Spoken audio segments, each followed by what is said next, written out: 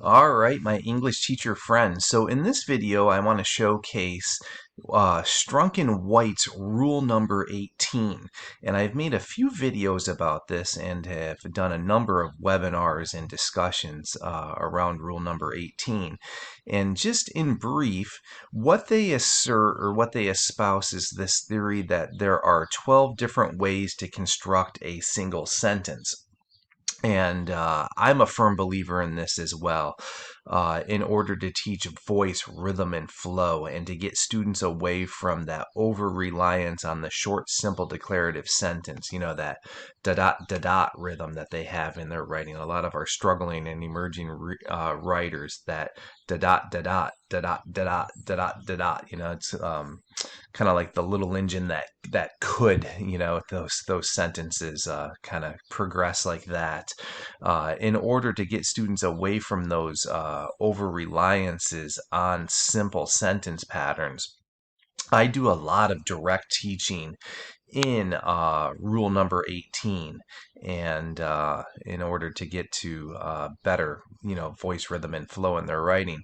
So this exercise highlights what I call the Viewmaster edition, so going old school with this classic toy.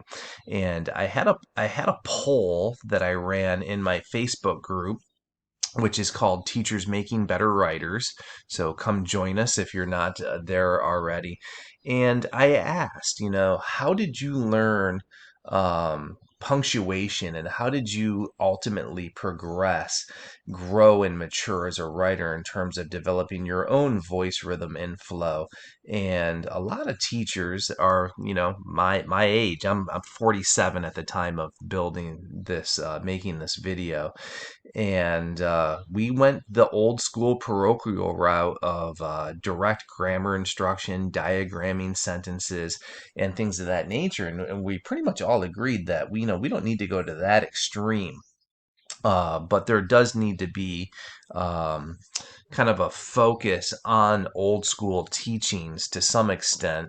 And so that's what I'm going to do in this video, is kind of bridge the old school with the new school, show you a little bit of gamification and mentor text, etc., to get students, the nuance that they need, the flair, the pizzazz, that spunkiness in their voice that is often lacking. So let's dive right in. So, know thy strunk in white. Again, just to reiterate, there are 12 different ways to construct a single sentence, right? So what I'm going to do is show you my Viewmaster edition of how I do this with my students. And just to preface, I spend, because it's tedious, like this can get very cumbersome, and students will fall asleep on you and get very annoyed quickly because it's difficult, grueling stuff. I may spend 10 to 15 minutes a class over a series, an extended series of classes. I would advise not doing this all in one fell swoop. It's very difficult. So as always, when I work with teachers, I tell them this: you gotta Bob Ross your instruction on this one. So I find this is difficult learning. It's challenging. It's complex because students are going to need to know all of the parts of speech. They're going to need to know how to diagram sentences. And there's a lot of theory and technique and language involved in this. And students actually have said that to me in the past, that learning rule number 18 is kind of like going to foreign language class and learning language from scratch.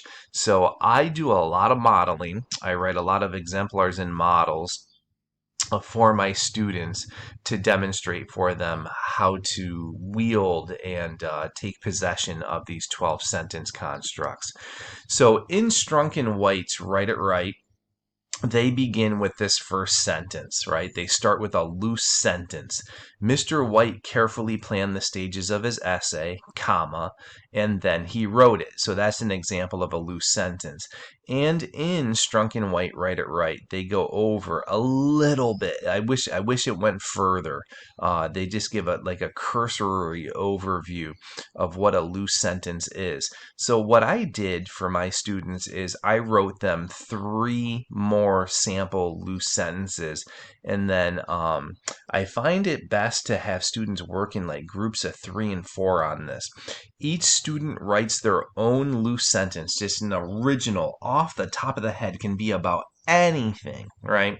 Write a loose sentence, and then I look them over, their peers look them over in the buddy system just to make sure that they've done it right. But as you can see here, I have 3 other samples, and I just talk through what a loose sentence is. And again, you got to get into the parts of speech with kids. They need to know this. And in order to teach the parts of speech, I'll make a video about this, this week. I go old school. I'm a kid of the 80s and the 90s, so I actually learned my parts of speech by doing Mad Libs. Put in the adjective here, put in the adverb here, and put in the past participle here, and put the gerund here. And I don't know. I learned parts of speech that way. So here's another one. The sunflowers were fully grown by the end of August, although it had taken a while, right? The mouse had gotten away again, but not for long. Babe Ruth confidently stepped up to the plate, and then he crushed the grand slam. So these are all examples of loose sentences. So from here, Strunk and White say, you can rewrite that first sentence, and let's revisit it before we look at the next one. Mr. White carefully planned the stages of his essay, and then he wrote it.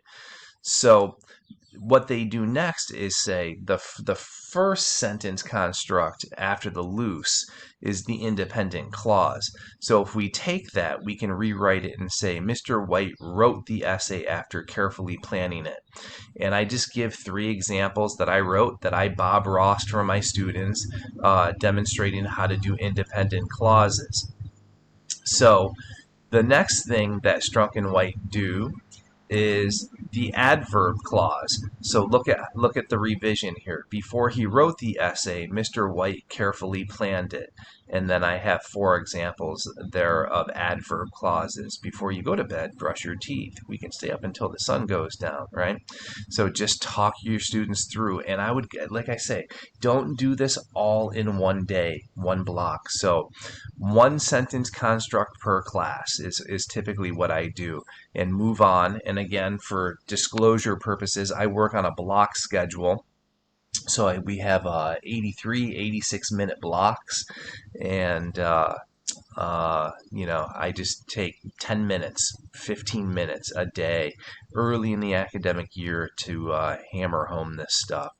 So from here you go to adverb. Carefully, Mr. White planned the stages of his essay, and I have 3 mentor sentences down below. Cautiously, he unlocked the kennel and waited for the dog's reaction. Solemnly, the policeman approached the mayor and placed him under arrest. Suddenly, he slammed the door shut and sprinted across the street.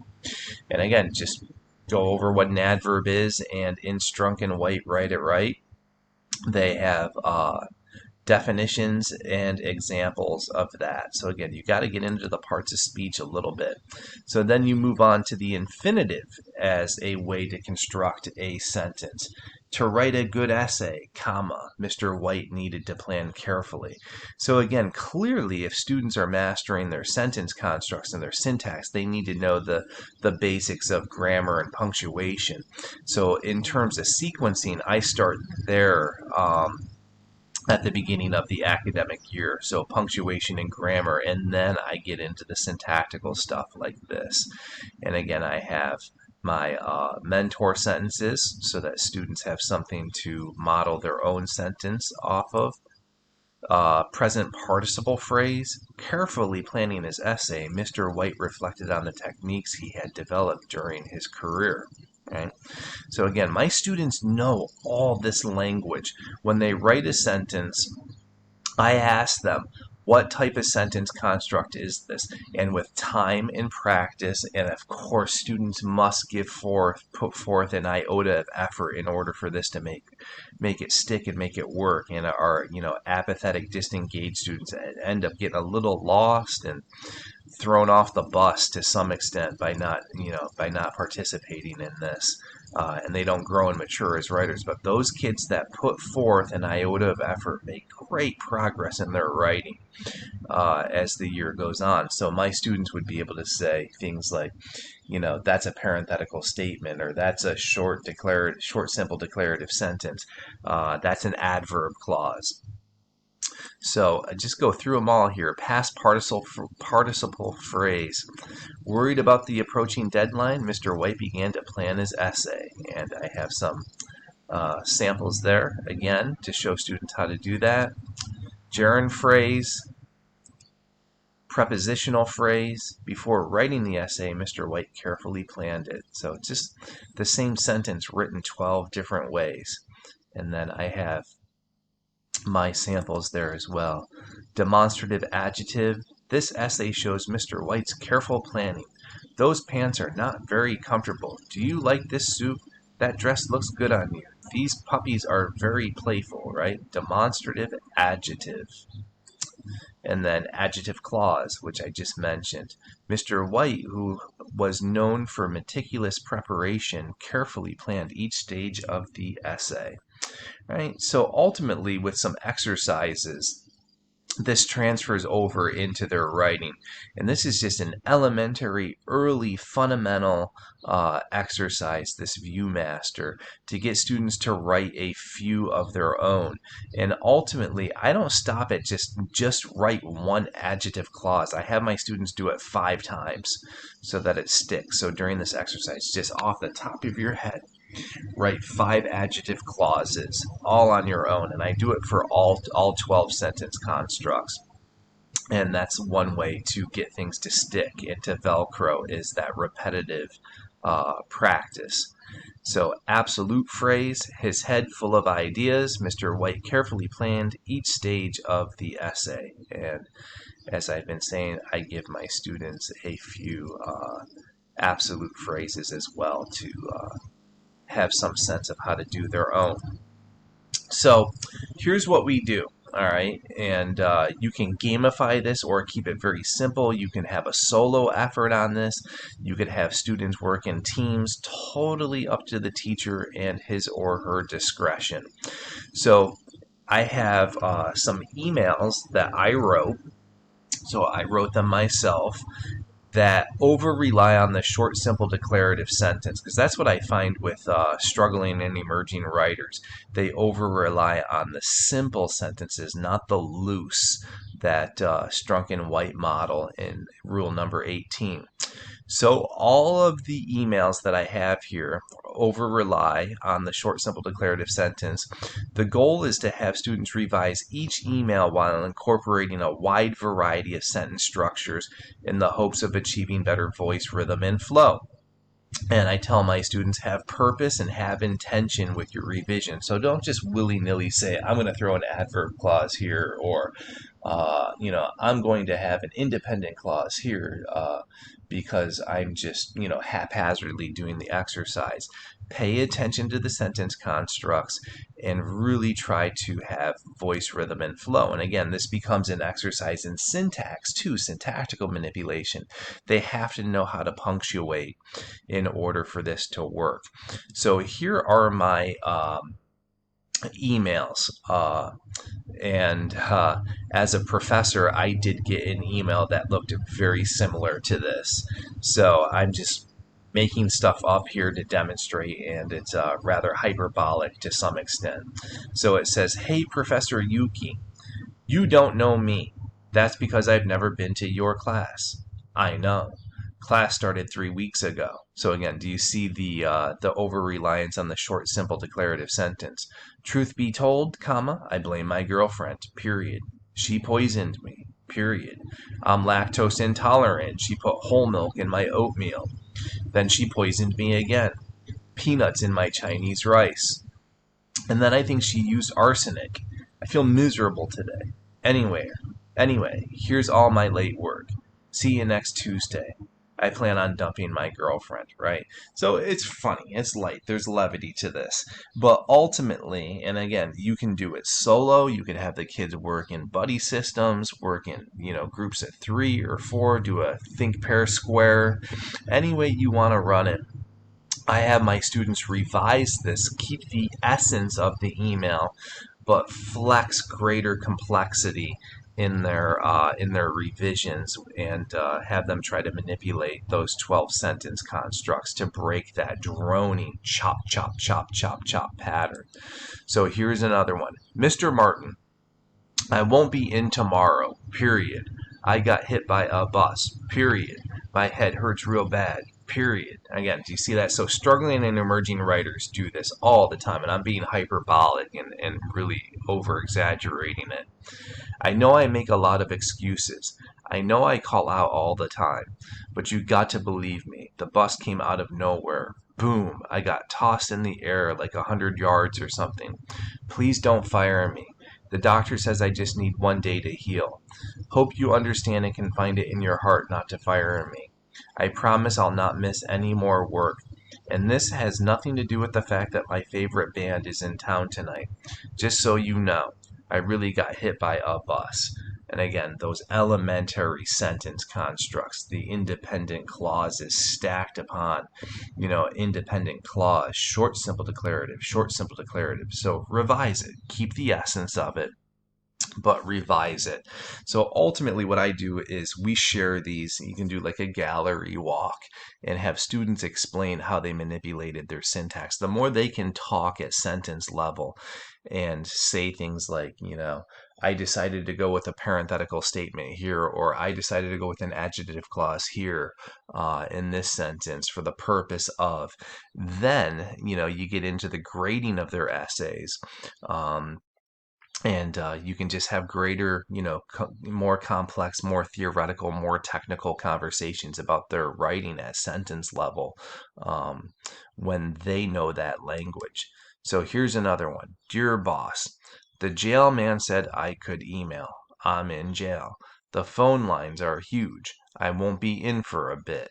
Doing time because you said I stole your Porsche. Your Porsche is black. Mine is blue. Given this, mind bailing me out? My bet is that Bob stole your car. He has it out for you. I'm your best carpenter, loyal to the core. I'd appreciate you doing me a solid. Get me out of here and I'll find your car. My promise. Again, so the complete over reliance on the short, simple declarative sentence. Students are going to have to revise. So, as many of you know, this is a core exercise in my Nuance Academy that I run with my students, this concept of rule number 18. And this summer, in my summer short course series, this will be a feature. So we're going to build that big toolbox of skills to get teachers and students to be able to teach and get students to master the basics of grammar, punctuation, syntax, and the big one, the kicker, voice rhythm and flow. So on Tuesday, July 12th at 7 p.m. Eastern Standard Time, I'll be offering that Nuance Academy, and there's more information at www.teachinghowtowrite.com, or you can email me at teachingwritingcoach@gmail.com.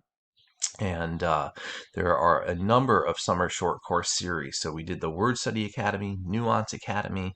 We're going to do AP Strategies for Success, where we'll highlight and showcase how my templates can be used to write all 6 FRQs, Lang and Lit.